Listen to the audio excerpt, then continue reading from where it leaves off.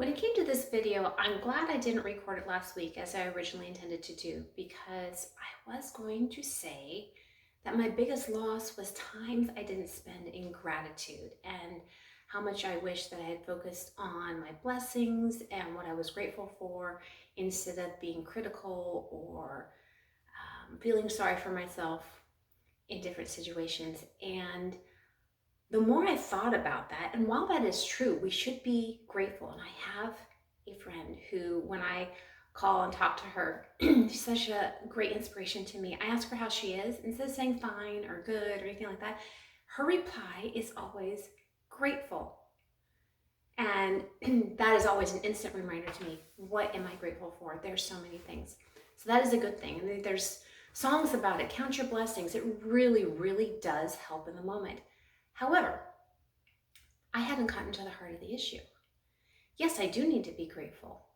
However, there is a big difference between being grateful and happy with where you're at and compromising or settling. So why I wasn't happy in the moment, why was it? Why wasn't I happy? Was it because I didn't have enough gratitude all those times? No, that wasn't the problem. There were things I could be grateful for, but I go right back to, this is awful. I don't like this. There's something wrong. I hadn't gotten to the heart of the matter. And the heart of the matter was, I wasn't my authentic self. To find that, I looked back at times in my life when I was truly happy and joyful and living in the moment. And those times in my life, I can look back and just be so happy. And I want to be there. I want to relive that moment. And those times were also filled with turmoil. Bad things were happening. I'd had somebody say something nasty to me that day, and I was still having joy. So how was I able to shift from one to the other?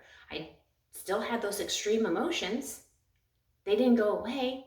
I was me. I was my authentic self. So what was happening was I was having time to be that, to have room for that. And usually what I would do, I grew up in Tucson, is I would go into the desert behind my house.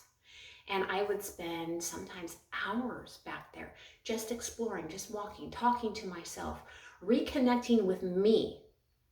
I get all the frustration out. I talk it through. And then I'd have an adventure and enjoy nature and enjoy God and everything He had provided and be so happy and excited that I just wanted to stay there, because that was me being allowed to be me. I could breathe. I was free. And as I became an adult and got busy, there were times when I wouldn't do that, and times that I would. Times I would get up early and go for a walk. If I could walk to work, I would. If I couldn't walk to work, I would walk on my lunch break, and I would have those little snippets. And then technology came in where it's following you everywhere with your cell phones. And that time got smaller and smaller and more sporadic, less prioritized. And I felt like I was trapped many times and just unhappy, unsatisfied, something's wrong, restless. And my brain wasn't firing clearly. So what was my biggest loss? Is that time where I prioritized me. And I have been doing it since I was 8 years old. I would slip outside first thing in the morning when I could. If I wasn't allowed to go in the desert, I would at least play in the backyard, but be by myself. I wanted that by myself time. I remember if I got up a little too late, someone was already in the kitchen having breakfast. Like, oh. Even if we didn't talk to each other, that space for me was gone, that first thing in the morning space. So that is my biggest loss, is that time that I took, and you'll hear a lot of entrepreneurs call it the power hour. Getting that back is going to be giving myself back me, that time where you just try it. Go for a walk with no technology, nothing. Or if you like exercise, do exercise before you do anything else for the day.